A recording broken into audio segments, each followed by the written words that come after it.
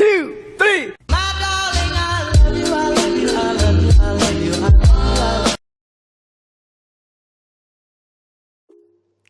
Bismillahirrahmanirrahim. Ketemu lagi dengan Miss Sari. Pada pertemuan kali ini Miss akan memulai nih bab baru di kelas 7 bilangan bulat. Nah, pada pertemuan pertama ini Miss akan khususkan tentang pengertian, membandingkan dan mengurutkan bilangan bulat. Oke, simak baik-baik ya.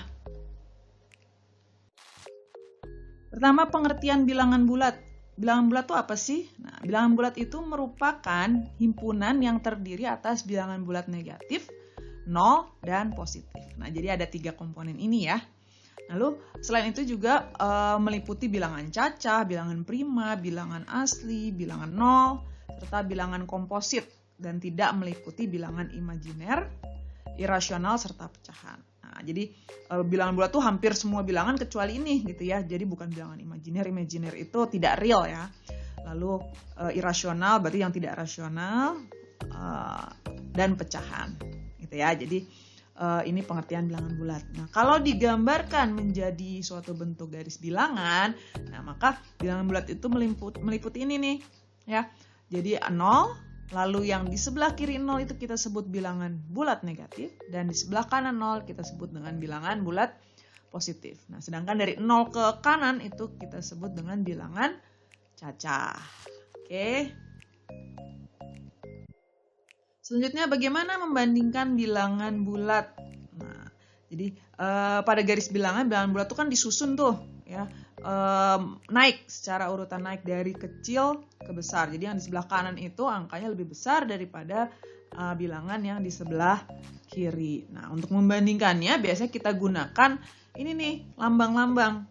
Ada lambang sama dengan, ada lambang ketidaksamaan. Lambang ketidaksamaan apa aja? Oh, ada lebih kecil nih, lambangnya seperti ini ya. Ada lebih besar, lalu ada lebih kecil atau sama dengan, dan lebih besar atau sama dengan. Nah, ini adalah lambang-lambang yang digunakan untuk membandingkan dua bilangan bulat. Oke. Selanjutnya mengurutkan bilangan bulat. Nah, kalau ada susunan suatu bilangan gitu ya, nah, mungkin saja tertulisnya itu tidak urut. Nah, maka bagaimana cara mengurutkannya supaya dari nilai terkecil atau terbesar? Nah, itu tergantung permintaan. Mau mengurutkannya dari yang terkecil atau yang terbesar. Nah, kalau dari garis bilangan tadi sudah disebutkan bahwa kalau semakin ke kanan maka nilainya semakin besar. Maka sebaliknya, kalau semakin ke kiri maka bilangannya pun semakin kecil.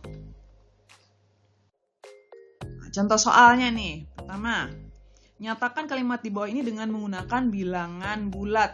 Nah, kalau dalam matematika itu suka ada kalimat-kalimat yang kita harus translatein. Nah, misalkan ini yang pertama, 9 derajat Celcius di bawah 0. Nah, di bawah 0 ini bisa kita tuliskan menjadi min 9 derajat Celcius gitu ya. Jadi di bawah itu kita analogikan dengan negatif. Selanjutnya, kalau 13 derajat Celcius di atas 0, maka 13-nya positif. Kalau positif tidak perlu ditulis, maka tetap 13 derajat Celcius. Selanjutnya, 12 langkah ke kanan. Nah, kalau kita anggap posisi awal itu titik 0, maka kalau ke kanan, 12-nya ya 12 biasa ya, 12-nya positif.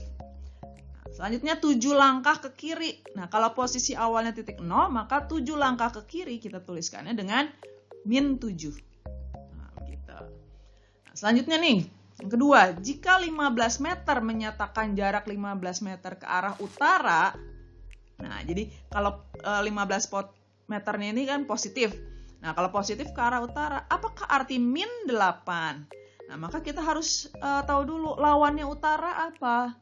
Nah, karena kan 15 meternya positif, yang diminta min 8. Lawan utara adalah selatan, maka arti min 8 adalah 8 meter ke arah selatan. Begitu ya. Ya, satu lagi contohnya. Tentukan bilangan bulat yang terletak antara min 4 dan 3. Nah, kalau antara min 4 dan 3 berarti min 4 sama 3-nya nggak termasuk ya. Jadi di antara min 4 dan 3 ini ada bilangan bulat berapa aja? Oh, ternyata ada min 3, min 2, min 1, 0, 1, dan 2. Ya, min 4 dan 3-nya tidak termasuk. Oke, ini contoh soal yang pengertian bilangan bulat. Yang selanjutnya, nah ini bagaimana kita membandingkan atau mengurutkan bilangan bulat. Nah, tadi sudah disampaikan ya, salah satu cara kita membandingkan bilangan bulat adalah menggunakan lambang ya. Di sini Miss kasih variasinya 2 saja dulu. Jadi nyatakan dengan lambang lebih kecil atau lebih besar. Nah, yang pertama, X terletak di kiri Y.